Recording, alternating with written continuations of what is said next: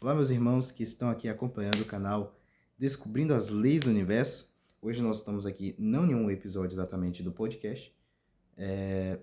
Estou sozinho, como vocês podem ver, e eu estou aqui planejando fazer uma playlist sobre as 5 mais importantes profecias messiânicas.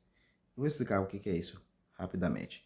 Eu não estou com meu amigo Daniel, eu vou entrar num problema muito perigoso aqui, porque não é brincadeira trabalhar com esses assuntos. Mas eu vou trabalhar com ele sozinho, alguns 2 vídeos. A gente vai ter um interlúdio para falar. E aí o Daniel vai junto comigo, a gente revisar o que a gente já viu, tá bom? Essa vai ser a brincadeira. E vai ter um diálogo muito legal e eu tô planejando isso aqui. Vai ser muito interessante fazer esses vídeos, tá bom? Hoje vai ser apenas uma introdução para essa playlist. Eu vou explicar o que é profecia messiânica, qual é o problema e por que eu planejei fazer esses vídeos pro canal. Vamos lá. Primeiro ponto aqui é o que é uma profecia messiânica. Uma profecia messiânica é uma profecia que fala acerca do Messias. Ora, o que é o Messias? A gente vai trabalhar um pouquinho depois do que é o Messias. Agora, o que acontece? Alguns entendem o seguinte, que alguns argumentam que as profecias messiânicas têm um significado único que aconteceu em algum profeta do passado. Quando ele estava dizendo, e tinha um profeta contemporâneo, ele profetizou acerca daquele profeta. Nesse sentido, a profecia tinha um significado único. De acordo com essa visão, os autores, e aí eu sou cristão, né? Os autores do Novo Testamento pegaram aquelas profecias e ressignificaram completamente, tá bom? Outros imaginam que tem, na verdade, outros assumem que, na verdade, esses textos tinham uma releitura, uma espécie de releitura, um duplo significado, a gente chama de duplo sentido das profecias. A gente tem o primeiro cumprimento e o segundo cumprimento. A gente vai analisar essas profecias aí e ver qual é a minha posição sobre esse assunto. E um terceiro ponto é a ideia dos... isso aqui a gente chama de senso esplênio. E aí, como é que a gente vai trabalhar agora? Será que essas profecias têm um significado daquele tempo do profeta? Um naquele tempo do profeta e depois no futuro? Ou então ele tem um cumprimento imediato lá no futuro? Qual seria a posição correta? Bom, isso eu não vou tratar aqui. O que é Messias? Bom, Messias é da forma passiva do verbo machar, que significa ungir. O Messias, nesse caso, seria um Mashiach. Eu acho tão bonito falar essa palavra. Mashiach significa ungido, ok? O ungido, ele tinha um serviço, uma missão especial dada por Deus. E essa era a ideia. Tá bom? Então a gente vai trabalhar como essas profecias se cumpriam no Messias. E o que é o Messias? E aí entra uma dificuldade. Algumas pessoas entendem o texto Messias, a palavra Messias, o termo Messias errado. O Messias não é qualquer pessoa. Messias é ungido e é explicitamente ou implicitamente uma pessoa ungida por Deus. É um nome que Deus dá.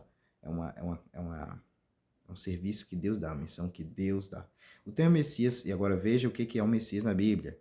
Pare de falar besteira, você aí que gosta de aplicar um ungido do Senhor a qualquer pessoa. Já joguei umas indiretas pra ninguém, na verdade, mas se você faz isso, tá errado, tá? Ele era aplicado por um rei, também a um sacerdote, algumas vezes a um profeta. E um quarto, é um Messias que iria vir em algum momento da história. E é esse que a gente tá, que nos interessa, ok?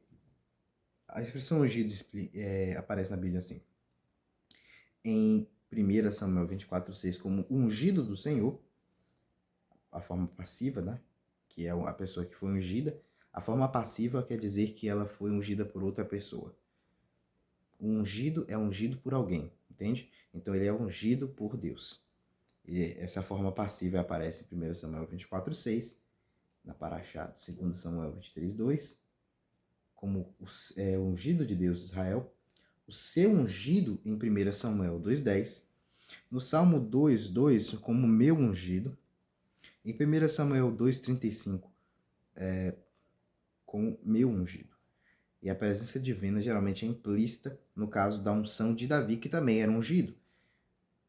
Assim diz no texto, o cronista diz assim para Davi, 1 Samuel 16:13 e 1 Samuel 10:6, o Espírito do Senhor veio sobre Davi naquele dia em diante.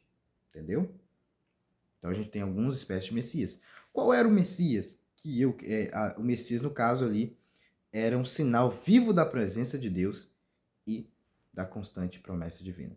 Mas qual o Messias que eu quero trabalhar aqui? Um Messias diferente. O uso bíblico da palavra Messias leva além de uma situação local e temporal no Antigo Israel, no contexto do Antigo Oriente, e às vezes fala sobre a esperança em termos universais. A gente tem alguns, e eu não vou trabalhar aqui, são umas questões técnicas que eu não tenho, mas eu acho que não vou falar dela aqui. Muitas questões técnicas. A ideia de Messias é que é um Messias indefinido. Um Messias que não tem nome enquanto ele não vier. É uma esperança de um rei. Um rei que vem. Ou talvez um servo. Ou talvez um ungido, né? No caso de Messias, especificamente. E aí que a gente vai trabalhar com essas 5 profecias messiânicas. Os profetas falaram desse Messias. E aí a pergunta é: quem será ele? Como identificamos esse Messias? Tá bom? Ele é indefinido, ele não é Davi, ele não é um profeta da época da profecia, ele é posterior. A gente vai tentar trabalhar com isso. Como vai ser a nossa metodologia? A gente vai fazer um negócio muito simples. A gente vai pegar o texto, analisar o texto, falar, ok, o que o texto diz? Beleza? Segundo passo. E aí, primeiro passo, exegese do texto. Segundo passo, intertextualidade. Vamos pegar na Bíblia inteira, a Bíblia Antigo Testamento, e no interlúdio a gente revê isso com Daniel, quais as implicações. Eu gosto dele, que é um bom homileto, né? E ele vai trabalhar conosco na homilética, aplicar a nossa vida que a gente aprendeu. A gente vai ter o quê? Tudo isso que a gente analisou no texto, comparar com o Antigo Testamento e ver se a profecia foi interpretada corretamente por nós. É com a Bíblia que a gente vai ter certeza que interpretamos corretamente. Se os autores da Bíblia posteriores interpretaram do mesmo jeito que eu. Ou seja, eu não vou ser o exegeta, eu não vou ser o teólogo. Quem vai ser o teólogo que vai confirmar para mim são os teólogos da Bíblia. Entendeu? Terceiro passo, a gente vai trabalhar com tradições antigas. Perdão, eu viajei aqui. Traduções antigas, judaicas, da literatura judaica, que vai nos ajudar a entender como os primeiros rabinos e professores entenderam esses textos. Qumran, Talmud, Midrash, etc. Gemara é um pouquinho posterior. Mas a gente vai trabalhar Rashi, ou Rashi, eu prefiro falar Rashi. A gente vai ter essa galerinha aí para nos ajudar. Nessa série, a gente vai trabalhar com a sua missão, a missão do Messias, a sua natureza, o seu nascimento, o seu papel, se ele vai sofrer ou ele vai reinar. Tem essa divisão aí que a gente tem que tomar cuidado, porque é complicado, é tão polêmico, que até hoje muitos debatem, ele é rei ou ele é servo. Depois a gente vai trabalhar isso melhor para a gente entender isso, é muito legal esse detalhe aí. E o quinto, quando ele vem? A Bíblia tem uma profecia de quando ele vem. E é por isso que é um pouquinho complicado, né? Algumas pessoas discordam disso, acham que não, e aí entra as polêmicas. Mas a gente vai tentar trabalhar de maneira bem amistosa, tá bom? Sem forçar o texto, apenas lendo o que ele diz. É isso. É assim que a gente vai trabalhar. Muito obrigado por me acompanhar aqui. Continue acompanhando os vídeos dessa série, tá bom? No canal Descobrindo as Leis do Universo. Muito obrigado por me acompanhar até aqui. Shalom, Halevi, Traut.